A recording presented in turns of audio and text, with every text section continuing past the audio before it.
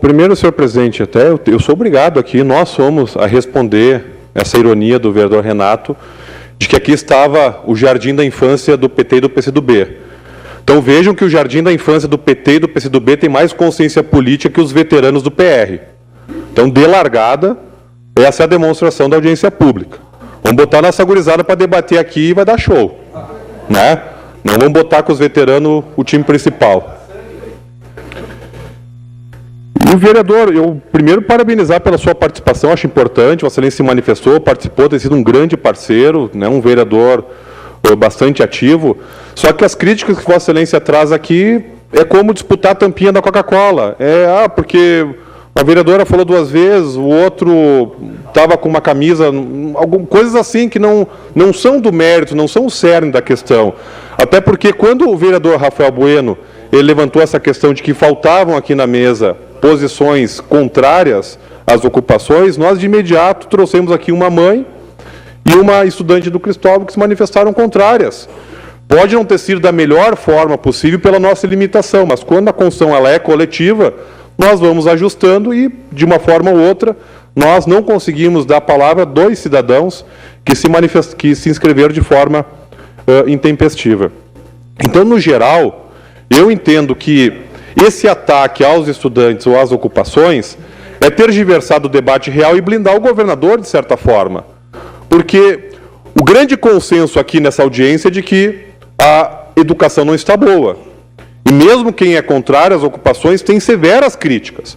Então, nesse horizonte, nós temos que nos unir. Só que a partir do momento que a discussão ela fica e o debate ele fica interno, de uma forma muitas vezes não racional, isso não ajuda a levar o que é o principal, que é a pauta da educação e as melhorias. Então aí fica brigando as pessoas que são contrárias à ocupação e não constroem um diálogo. Eu vi vários estudantes aqui se manifestarem no sentido de que não houve até agora um gesto claro de diálogo, sereno, tranquilo, da 4ª CRE, do governo do Estado, de algumas direções em dialogar com os alunos. Então, talvez a audiência tenha cumprido o papel nesse sentido de aprofundar o debate. E acho também que não ajuda esta partidarização, porque aqueles que imputam ao PT partidarizar esse debate é os que fazem a partidarização, como, por exemplo, ficar falando do governador Tarso Genro. E nós gostamos desse debate, porque cada vez que falam do governo Tarso Genro, nos dá a oportunidade de falar das centenas de nomeações em Caxias, nos dá a oportunidade de falar das escolas novas construídas em Caxias, das reformas feitas, né, como aquela escola de lata, lá em Vila Cristina, que nós simplesmente suprimimos, que era da herança do governo IEDA PMDB, e construímos uma escola nova em Vila Cristina. Podemos falar de outras escolas, eu sempre cito Vitório Weber, que é uma escola nova praticamente. A vereadora Ana hoje citou 2 escolas importantes, que é a Clauri Flores, no Vila IP e a Desvio Risso. Só que esse não é o debate, porque o Tarso não é mais governador. E essa balela de que nós deixamos uma herança que hoje, e por conta disso não se paga servidor, isso não é verdadeiro. E eu gostaria então, senhor presidente, de essa parte aqui apenas fazer um rápido contraponto ao vereador Harold Nunes, mas também quero aqui trazer uma outra informação importante, que foi de uma outra reunião realizada pela Comissão de Direitos Humanos na sexta-feira à noite. E por que eu repercuto a reunião de sexta? Porque ela está conectamente ligada a um fato ocorrido hoje à noite ali na REC, onde novamente nós tivemos uma agência bancária que houve um assalto, uma explosão, e nós na sexta debatemos aqui na casa a necessidade de vigilantes e segurança privada junto aos caixas eletrônicos. E veja que esse vereador foi vencido num debate, porque eu sempre achei que os caixas eletrônicos, enquanto estiverem abertos, tem que ter a presença de uma vigilância privada junto. E os vigilantes, pela experiência, por percorrerem o Brasil, se confrontarem com outras cidades, eles defendem que seja 24 horas, com o argumento de que, quando há uma explosão, o entorno gera todo um efeito. E no caso de ontem específico, os ladrões, quando chegaram, a primeira coisa, renderam um motociclista que passava às 3 horas da manhã pela Avenida Rio Branco. Esse motociclista ficou deitado, de bruço, enquanto houve o assalto de 3 terminais. Então, há toda uma insegurança gerada no entorno.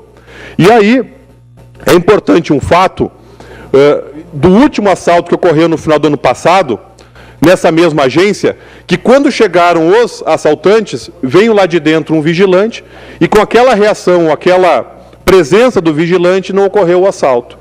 Então é importante, é um projeto que não onera em nenhum centavo o município, é um projeto que a semana passada foi aprovado em São Leopoldo, já é lei em Pelotas, e é um pressuposto do Código de Defesa do Consumidor, porque o prestador de serviço, ele tem que garantir segurança a quem vai acessar esse serviço.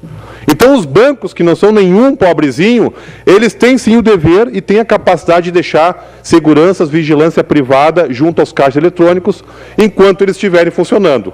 E aí surgiram algumas sugestões de alterações, para que, por exemplo, ele seja estendido sob o aspecto de uma vigilância 24 horas. Então, isso nós debateremos no âmbito da Comissão de Direitos Humanos. Mas queria repercutir, porque o projeto que tramita nessa casa, ele está diretamente ligado a essas situações. Nós tivemos situações agora há 2 semanas, onde o cidadão foi assaltado com uma faca dentro de um banco ali em São Pelegrino. E assim são inúmeros relatos.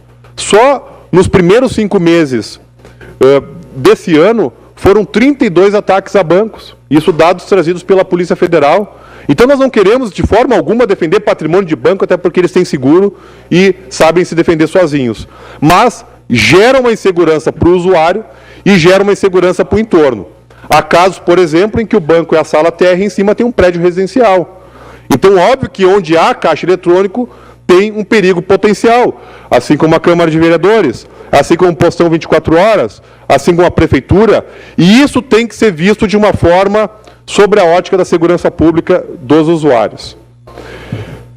Então, senhor presidente, eu cumpri aqui um papel de fazer essas 2 abordagens sobre essas 2 reuniões da Comissão de Direitos Humanos, a de sexta, que tratou sobre esse projeto de vigilância privada junto aos caixas eletrônicos, e sobre a reunião de hoje da manhã, que me permito aqui, para finalizar, então fazendo aqui um apanhado geral, de que nós oportunizamos todas as visões a se expressarem aqui nesse parlamento.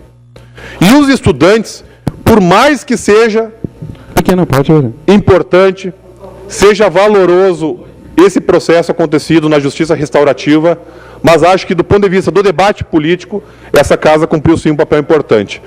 Por gentileza, vereador Renato Nunes, sua parte. Bom, bem rapidinho, vereador Rodrigo Beltrão. Eu acredito que o debate foi bom, né? A oportunidade, né, do debate foi muito boa. Só que o senhor há de concordar comigo, a vereadora Denise e todos que aqui estavam, os demais vereadores e autoridade, que ninguém aqui questionou, todo mundo aqui é a favor da educação, todo mundo aqui é parceiro, né?